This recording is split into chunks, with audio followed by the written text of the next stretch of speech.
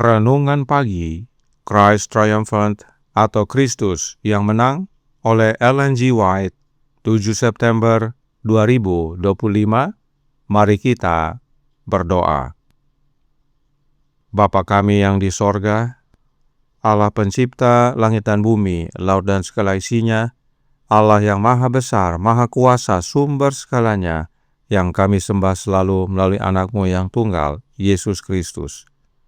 Terpujilah Yesus, anak Allah yang maha tinggi, yang adalah pokok anggur yang benar bagi kami. Pada pagi hari ini kami bersyukur boleh bangun dan berbakti, dan sebagaimana membaca dan mendengarkan nasihat firman-Mu, kiranya ini menjadi pembaharuan bagi kami semua, agar tinggal dalam Yesus dan Yesus dalam kami, dan kami pun berbuah. Beserta kami sepanjang perbaktian ini, kehendak-Mu yang jadi. Ampun kami akan dosa dan salah, karena kami berdoa hanya dalam nama anak Allah yang tunggal, Yesus Kristus, yang adalah Tuhan dan Juru Selamat kami. Amin. Renungan hari ini akan dibacakan oleh Saudara Gottfried Kaya. Kepada Saudara Jordi, kami persilahkan. Terima kasih. Bacaan Renungan Pagi tanggal 7 September 2025 dengan judul Kristus ingin kita berbuah dengan bekerja baginya. Ayat inti terdapat dalam Yohanes 15 ayat 2. Setiap ranting padaku yang tidak berbuah, dipotongnya, dan setiap ranting yang berbuah, dibersihkannya, supaya ia lebih banyak berbuah. Saya telah merenungkan pelajaran yang Kristus berikan kepada murid-muridnya tepat sebelum ia memasuki Taman Getsemani. Mengetahui bahwa itu akan menjadi kesempatan terakhirnya untuk mengajar murid-muridnya sebelum penyalibannya. Ia berkata kepada mereka sambil menunjuk ke pohon anggur, dan pohon anggur adalah sesuatu yang sangat dihargai dan dihormati oleh orang Yahudi, serta dianggap sangat indah. Akulah pokok anggur yang benar, dan Bapakulah pengusahanya. Setiap ranting padaku yang tidak berbuah, dipotongnya. Nah, inilah sesuatu untuk kita pelajari. Kita memiliki kesempatan sekarang untuk berbuah. Kita dapat menyatakan bahwa kita adalah ranting-ranting pokok anggur yang menghasilkan buah. Dan jika kita terus bertindak ceroboh dan acuh tak acuh, lalu apa posisi kita? Dia memberitahu kita bahwa Dia akan membawa kita pergi, karena kita tidak dapat berbuat apapun tanpa Kristus. Dan jika kita seperti ranting yang mati dan tidak mengambil saripati serta nutrisi dari pokok anggur yang hidup, kita akan menjadi ranting yang kering. Dia berkata bahwa setiap ranting yang berbuah dibersihkannya atau dipangkasnya agar menghasilkan lebih banyak buah. Kita harus berhadapan dengan musuh di dunia ini. Kita harus menghadapi kuasa kegelapan. Kita harus berada dalam pertentangan ini selama-lamanya. Juru selamat kita bertentangan dengan kuasa kegelapan, dan kuasa kegelapan itu bertentangan dengannya. Bahkan setelah dia memasuki dunia kita, setan bertentangan dengannya, dan segera setelah kuasa pertimbangannya digunakan, dia bertentangan dengan kuasa kegelapan. Kedatangannya sebagai bayi di Bethlehem adalah untuk menetapkan panji melawan musuh. Dan ketika dia pergi, apa yang dia lakukan? Siapa yang akan mengangkat pertentangan itu? Siapakah orang-orang yang kelihatan yang akan mengangkat pertentangan di dunia ini dan meneruskannya sampai akhir? Mereka adalah para pengikut Kristus. Setiap jiwa dari mereka bukan hanya para pelayan yang diutus. Disinilah jemaat kita membuat kesalahan besar. Mereka tampaknya berpikir bahwa hari demi hari, jam demi jam, menit demi menit dalam pertentangan, para pelayan harus mengurus mereka. Itu adalah tanggung jawab setiap jiwa dari kita. Kita tidak tahu pekerjaan apa yang Allah berikan kepada kita. Jika kita hanya memiliki 1 talenta dan kita mulai memberikannya kepada para penukar, lalu kita mulai bekerja dengan 1 talenta itu, dan Allah melihat bahwa kita setia dalam hal yang paling kecil, maka Dia akan memberi kita suatu talenta lagi. dan dengan demikian talenta itu terus bertambah dan bertumbuh. Dan semakin banyak kita memberikannya kepada para penukar, semakin banyak talenta yang harus kita gunakan untuk kemuliaan Allah. Manuskrip 56 tahun 1890. Terima kasih, Tuhan Yesus memberkati. Terima kasih atas penata layanan Saudara Jordi. Tuhan Yesus memberkati. Selamat pagi saudaraku dalam Tuhan. Bila mana kita membaca perumpamaan pokok anggur yang benar dalam Yohanes pasal 15, tidak ada sama sekali disebutkan kata Roh Kudus. Yang disebutkan adalah kata penghibur dan roh kebenaran, dan hanya satu kali, yaitu dalam ayat 26. Sementara tentang Bapa dan anaknya berulang-ulang dinyatakan dalam pasal tersebut. Perhatikan Yesus berkata dalam Yohanes 15 ayat 1 dan 2. Akulah pokok anggur yang benar, dan Bapakulah pengusahanya.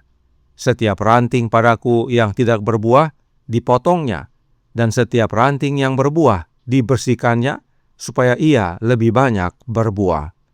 Yesus adalah pokok anggur yang benar. Bapa adalah pengusahanya, dan umat-umatnya adalah ranting-rantingnya Yesus. Lalu, bagaimana dengan Roh Kudus? Apakah peran Roh Kudus dalam perumpamaan ini? Di manakah Roh Kudus dalam perumpamaan ini? Kita baca ayat 4, dikatakan, "Tinggallah di dalam aku, dan aku di dalam kamu. Sama seperti ranting tidak dapat berbuah dari dirinya sendiri, kalau ia tidak tinggal pada pokok anggur. Demikian juga kamu tidak berbuah, jikalau kamu tidak tinggal di dalam aku." Inilah Roh Kudus.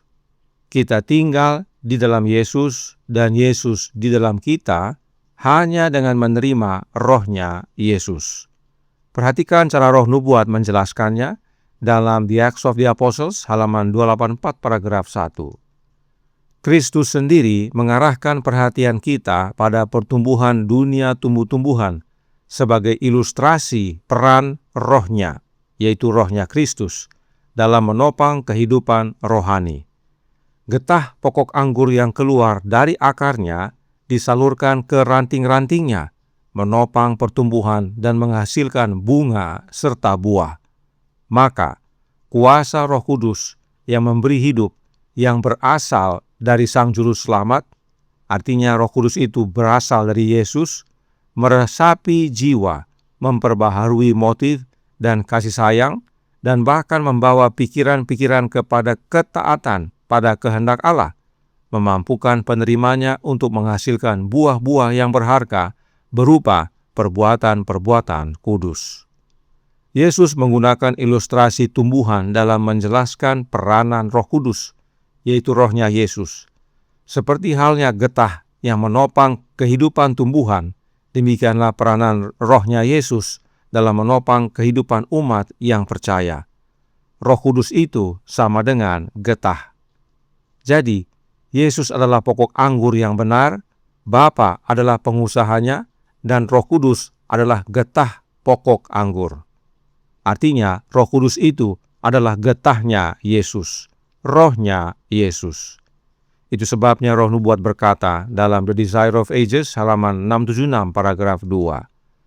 "Tinggallah di dalam aku, dan aku di dalam kamu." Tinggal di dalam Kristus berarti terus-menerus menerima rohnya, yaitu menerima rohnya Kristus. Hidup yang berserah penuh kepada pelayanannya. Saluran komunikasi harus senantiasa terbuka antara manusia dan Allahnya. Sebagaimana ranting pohon anggur senantiasa mengisap getah dari pokok anggur yang hidup, demikian pula kita harus berpegang teguh kepada Yesus dan menerima darinya dengan iman, kekuatan dan kesempurnaan karakternya sendiri. Artinya, untuk tinggal dalam Yesus, kita harus terus-menerus menerima getahnya Yesus, yaitu rohnya Yesus. Sebab roh itu sama dengan getah. Mereka yang menerima getahnya Yesus secara terus-menerus, inilah yang akan menghasilkan buah. Buah apa yang dihasilkan? The Desire of Ages halaman 676 paragraf 4 berkata, kehidupan pokok anggur akan terwujud dalam buah-buah yang harum di ranting-rantingnya. Barang siapa tinggal di dalam aku, kata Yesus, dan aku di dalam dia, ia berbuah banyak, sebab di luar aku kamu tidak dapat berbuat apa-apa. Ketika kita hidup dengan iman kepada Anak Allah, buah-buah roh akan terlihat dalam hidup kita. Tidak satu pun yang akan hilang. Jadi, saat kita tinggal dalam Yesus dan Yesus dalam kita, oleh menerima getahnya Yesus, yaitu rohnya Yesus, secara terus-menerus, maka kita menghasilkan buah-buah roh secara lengkap. Inilah yang Yesus rindukan dari kita. Mengapa? Sebab kita perlu Yesus dalam menghadapi musuh di dunia ini. Roh Nubuat menjelaskan dalam The Desire of Ages halaman 676 paragraf 1. Terpisah dari pokok anggur, ranting tidak dapat hidup. Begitu pula kata Yesus, engkau tidak dapat hidup terpisah dariku. Kehidupan yang telah engkau terima dariku hanya dapat dipertahankan melalui persekutuan yang terus-menerus. Tanpa aku, engkau tidak dapat mengatasi satu dosa pun atau melawan satu godaan pun. Inilah pentingnya kita mengerti dengan benar perumpamaan tentang pokok anggur yang benar, bahwa Roh Kudus itu bukan oknum lain, tetapi rohnya Yesus itu sendiri, yaitu getah dari pokok anggur yang benar. Itulah kehidupan yang mengalir ke dalam kita, sehingga kita hidup dan berbuah, serta dapat melawan godaan dan mengatasi dosa. Renungan hari ini berkata dalam Christ Triumphant halaman 257 paragraf 4. Kita harus berhadapan dengan musuh di dunia ini.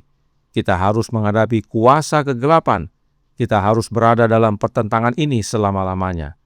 Juru selamat kita bertentangan dengan kuasa kegelapan, dan kuasa kegelapan itu bertentangan dengannya bahkan setelah dia memasuki dunia kita. Setan bertentangan dengannya.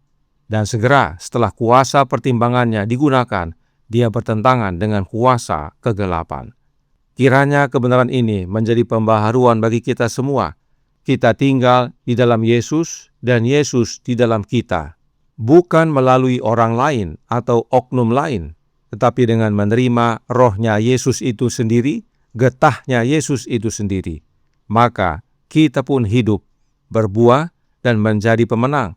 Sebab semuanya adalah Yesus yang kerjakan. Tuhan memberkati, saya bawa dalam nama Yesus. Amin. Mari kita berdoa.